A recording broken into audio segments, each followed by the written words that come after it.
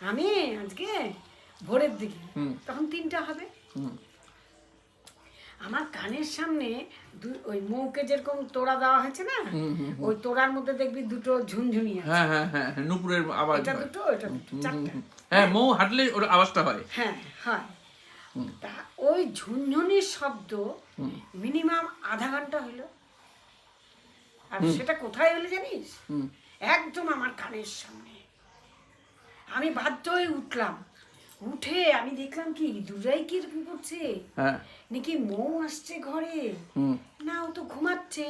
আমি কানটা খাড়া করে রাখলাম শুয়ে। তারপর আমি উঠে বসলাম, দেখি তো ইঁদুররা কিছু করতেছে নাকি। না, ইঁদুররাও নাই।